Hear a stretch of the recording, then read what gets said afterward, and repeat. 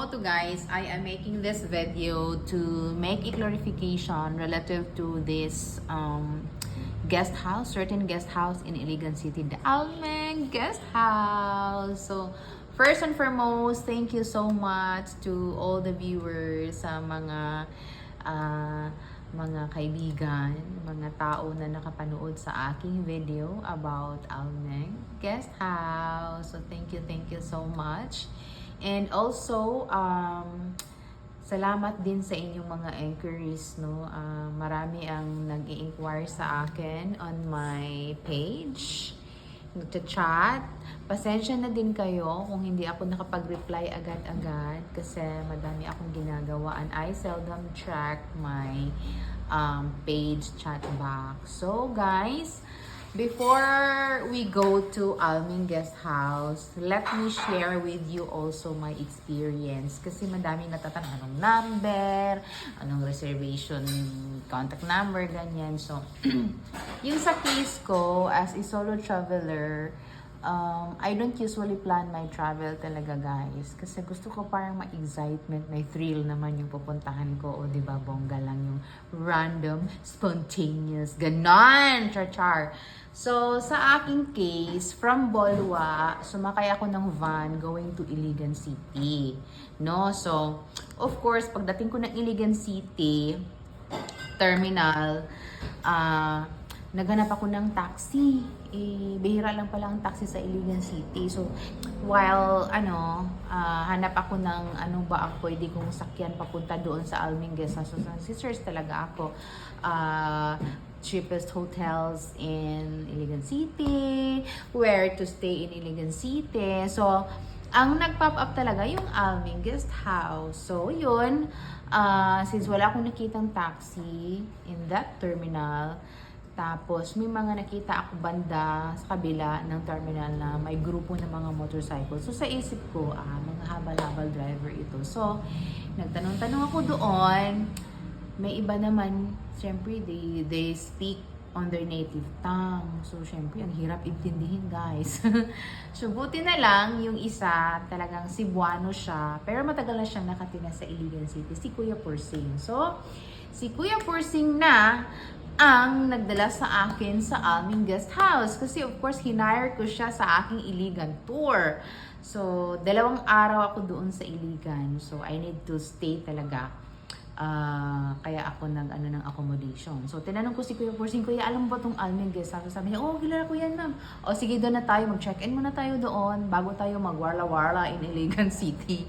So, yun. Napunta ako sa Almeng Guest House. Kasi, same with your experience, tinawagan ko yung numbers indicated in the internet, yung mga numbers indicated on their Facebook page. Wala akong nakuhang sagot. Yung ibang numbers talagang hindi makontak. So, buti na lang si Kuya Pursing. So, yung contact number ni Kuya Pursing nandyan sa description ko na lang ilagay. Tapos, pagdating namin doon sa Almeng Guest House, guys, meron lang silang machine, no?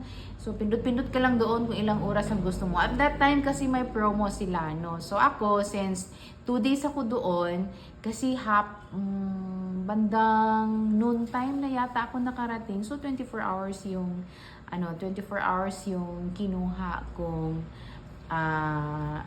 accommodation. Kasi transient man sila, no? As I have said, merong 6 hours, 12 hours, 24 hours. So, syempre, 24 hours yung kinuha ko. At that time, I only paid 1,000 pesos. Syempre, walang meals yun. Talagang accommodation lang. Yes, the guest house is clean.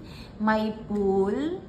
Talaga namang, if you are a budget traveler, if you are yung transient talaga ang hinahanap mo. So, talagang the best ang Almeng Guest House. No?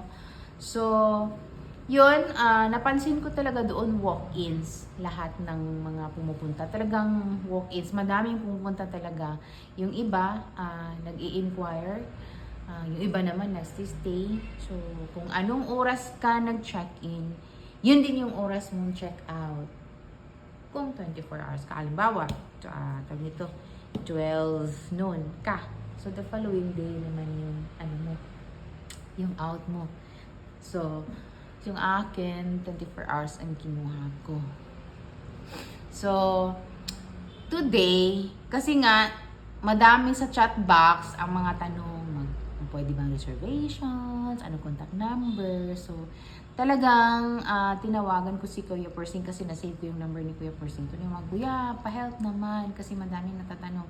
Pwede ba pakipunta doon sa Alming Guest House? Hingin yung ano ba talaga yung number? Baka nagbago na yung number nila, no? Kasi hindi ko na tanong nung nandun ako. So, binayaran ko lang si Kuya ng GCash. At least, it's Christmas time. So, time of giving naman. So, mabait naman si Kuya Persing. Mabait din yung anak niya na nag-entertain sa aking concern. Para naman masagot ko kayong lahat at once. So yes, hindi na sila nag-i-entertain ng reservations. Talagang walk-ins na talaga sila kasi because of their past experiences na madaming nagpa-reserve pero hindi naman talaga natuloy. So wala, hindi din siya maganda. Kaya wala na, walang tawag.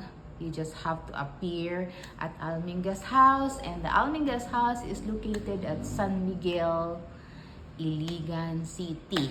So, yun. I hope na-clarify, nakatulong. So, in case you want to have a tour in Iligan City and wala kayong transportation, you can hire Kuya Persing. Kayo lang magsabot-sabot. Kayo na lang mag-agree how much would be the tour fee. Kasi yung akin 2 araw yun, no.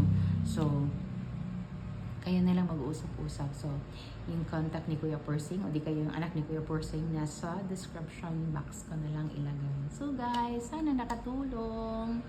So yun lang. Maraming salamat sa inyong suporta at panunood ng aking mga reels.